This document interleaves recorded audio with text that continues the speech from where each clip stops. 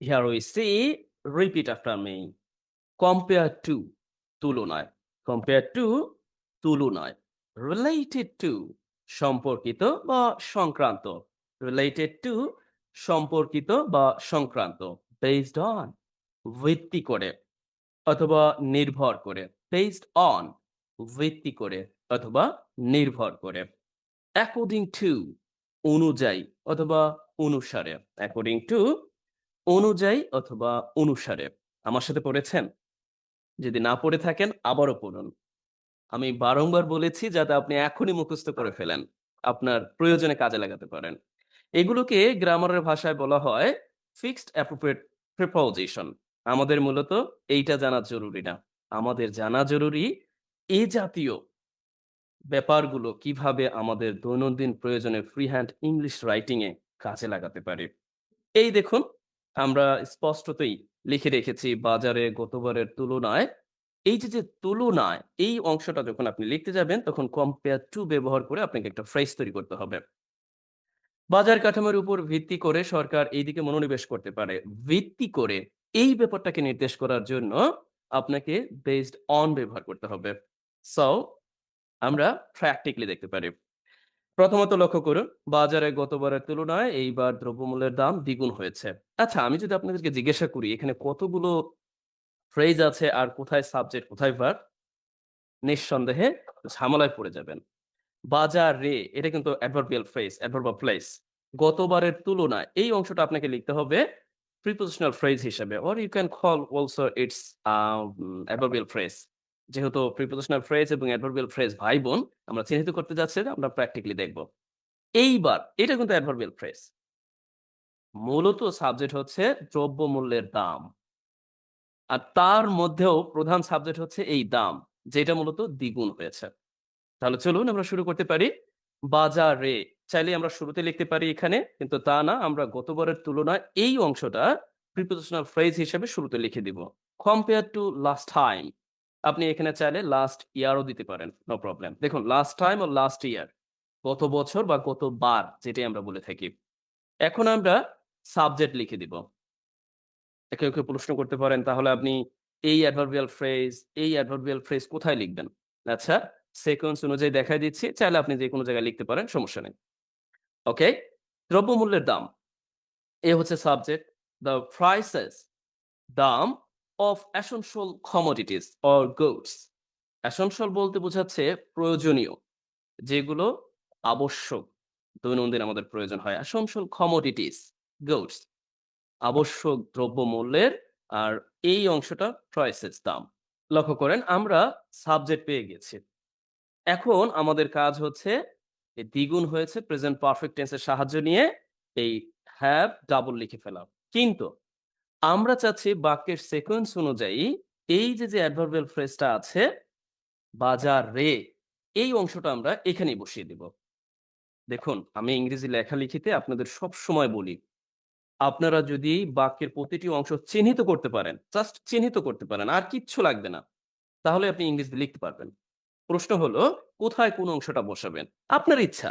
আপনি যেখানে বসিয়ে শান্তি পান। অ্যাডভার্বিয়াল ফ্রেজ গুলো যেকোনো জায়গায় আপনি বসাতে পারবেন। প্রশ্নটা হলো, যদি আপনি বাক্যের নরমাল সিকোয়েন্স অনুযায়ী বসাতে চান, তাহলে আপনার উচিত হবে এই বাক্যে এইখানে ব্যবহার করা।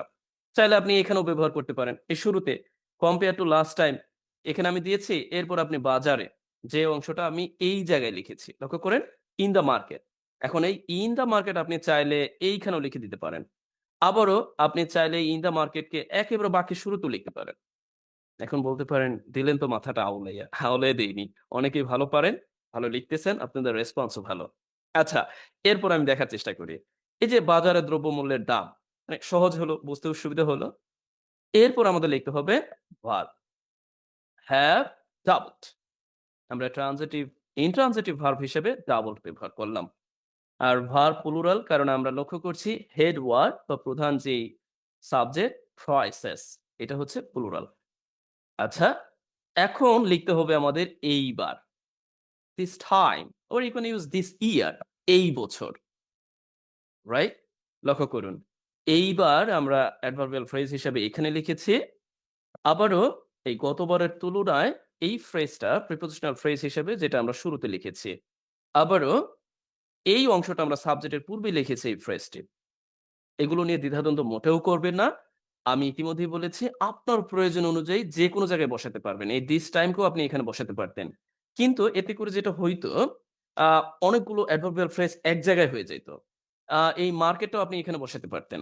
মানে সাবজেক্টের পূর্বেই। এতে করে সৌন্দর্য হারাতো বাট বাক্যটি হতো। আশা করছি এই দ্বিধাদ্বন্দ্ব থেকে বের হয়ে আসতে পারবেন এই ভিডিও দেখার মাধ্যমে। আচ্ছা চলুন এখন এই পর্যায়ে আমরা এটা দেখার চেষ্টা করি বাজার কাঠামোর উপর ভিত্তি করে এই অংশটা আপনি প্রিপোজিশনাল ফ্রেজ হিসাবে এভাবে লিখে দিতে পারেন বেসড অন ভিত্তি করে। এই অংশটা দিয়ে আমরা লিখে দিতে পারলাম। ভিত্তি করে the market structure or system existing system right now going on in our country এইটার উপর ভিত্তি করে আমরা এই অংশটা ফ্রেজ হিসেবে লিখে দিলাম।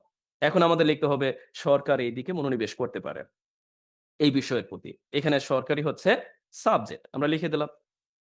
ক্যান ফোকাস অন মনোনিবেশ করতে পারে। ফোকাস কিন্তু এটা হচ্ছে অ্যাপ্রোপ্রিয়েট এর মতো। দেন উই সি এইদিকে বলতে এই যে ইস্যুটা চলমান এইদিকে মনোনিবেশ করতে পারে।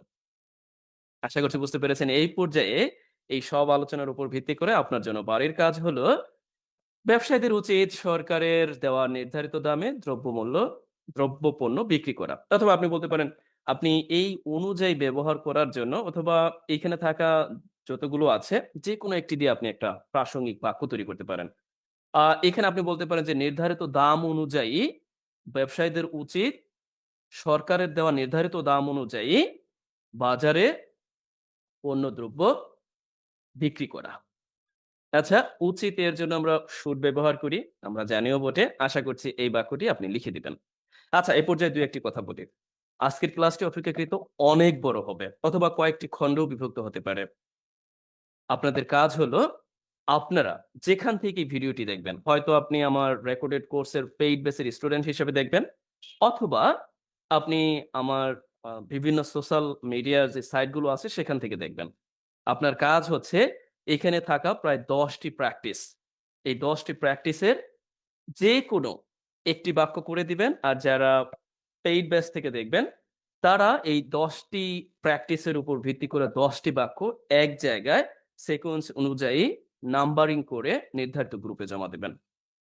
আগেই বলে দিলাম, এটা মাথায় রাখবেন।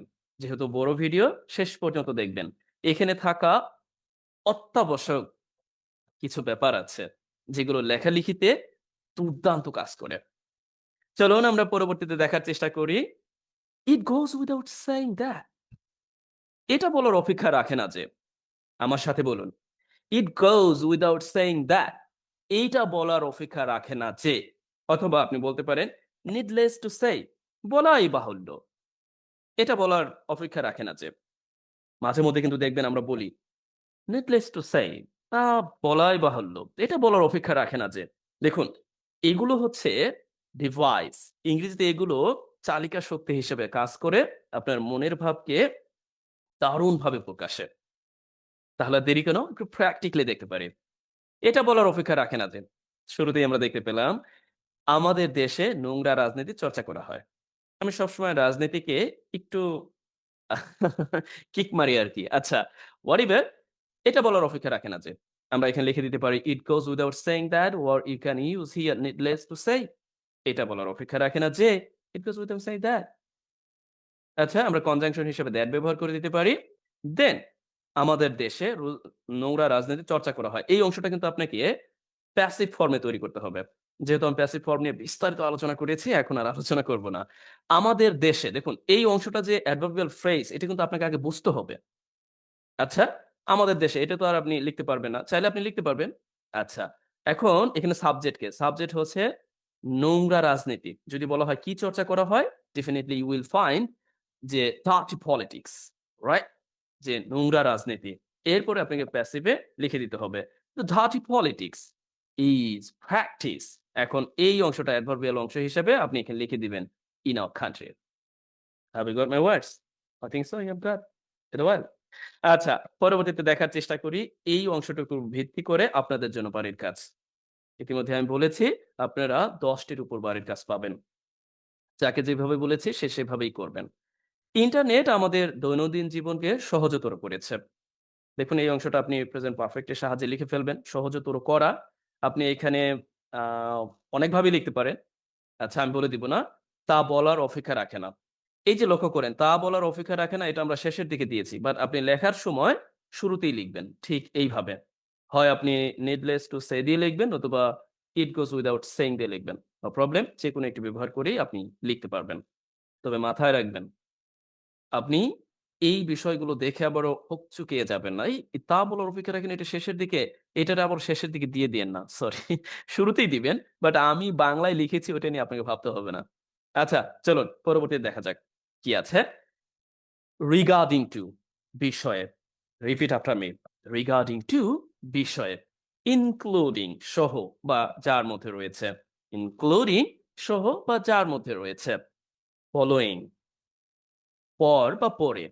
এর আরো অর্থ আছে ফলো করে। মানে অনুযায়ী ফলো করে, অনুসরণ করে। আচ্ছা? concerning বিষয়ে, concerning বিষয়ে। considering বিবেচনায়, considering বিবেচনায়। আপনি চিন্তাও করতে পারবেন না এই বিষয়গুলো কত গুরুত্বপূর্ণ আপনার দৈনন্দিন প্রয়োজনে। বিশেষ করে লেখালেখিতে। কেন প্রয়োজন জানেন?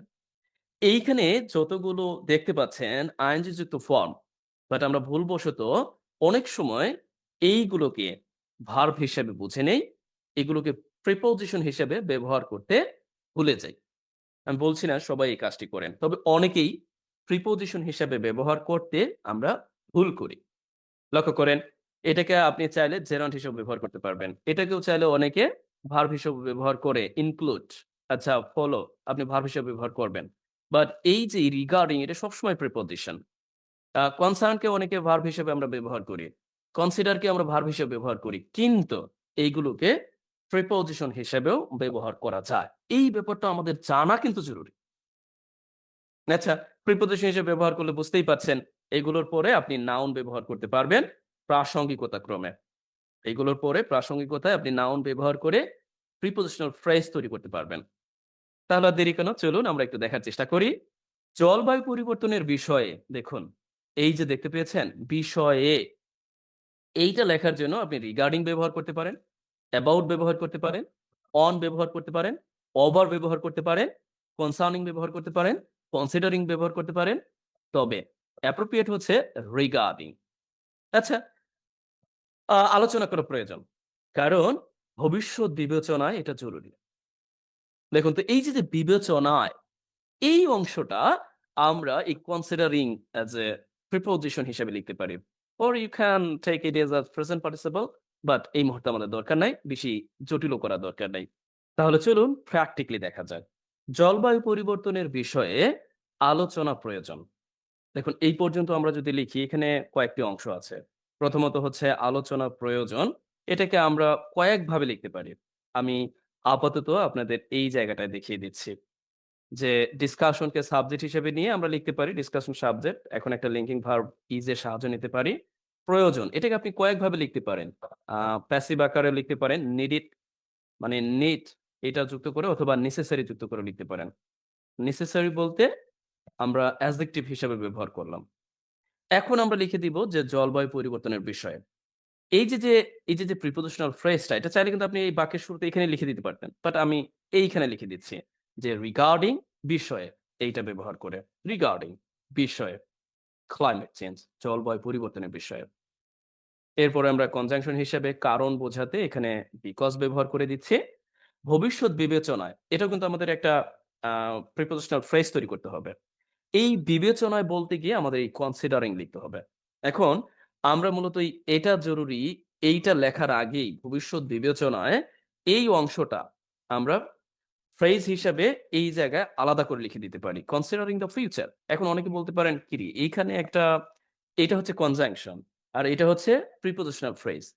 এইটা বিবেচনায় নিয়ে আবারও আরেক দৃষ্টিতে আ এটাকে আবারও আ যেটা প্রেজেন্ট পার্টিসিপল ফ্রেজ ও বলা যায়। মানে অনেকে প্রেজেন্ট পার্টিসিপল ফ্রেজ হিসেবে চিহ্নিত করতে পারে। আমি জটিল করতে চাচ্ছি না। আপাতত প্রিপোজিশন নিয়ে আলোচনা করতে যাচ্ছি। প্রিপোজিশন এর বিষয়ে আলোচনা করি। দেখুন, আপনি যদি বলেন যে ভবিষ্যৎ বিবেচনা করে, তখন কিন্তু এটা প্রেজেন্ট পার্টিসিপল আকারে আবির্ভূত হবে।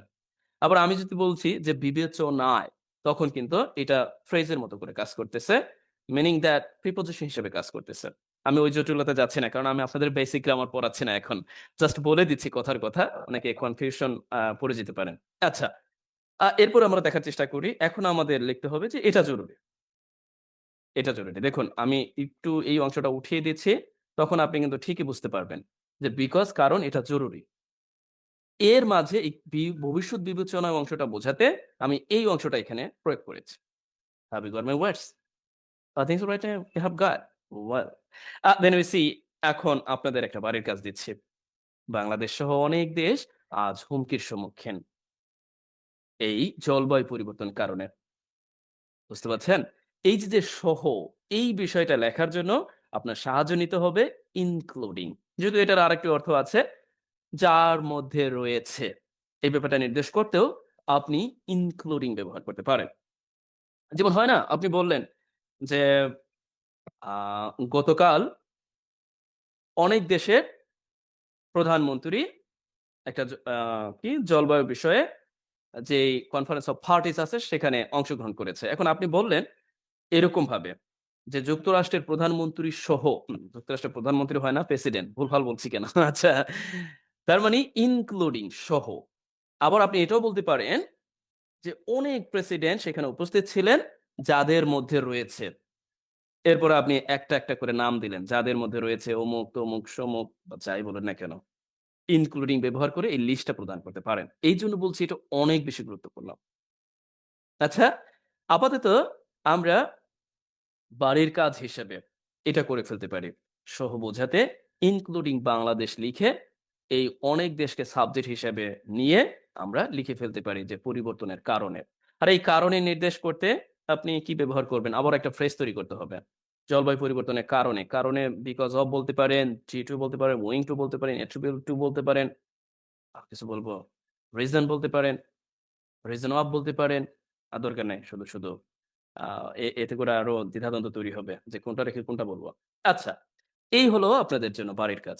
অবশ্যই করে দিবেন। মিস করা যাবে না। ইতিমধ্যে আমি বলেছি, যারা আপনারা সোশ্যাল মিডিয়া থেকে দেখবেন, তাদের কাজ হলো এখানে থাকা অন্তত একটি বাক্য তৈরি করে দেওয়া।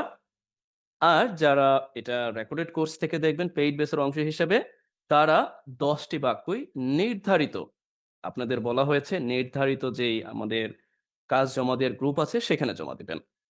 আলাদা ভাবে দেয়া যাবে না, একসাথে। আচ্ছা। এরপরে আমরা দেখার চেষ্টা করি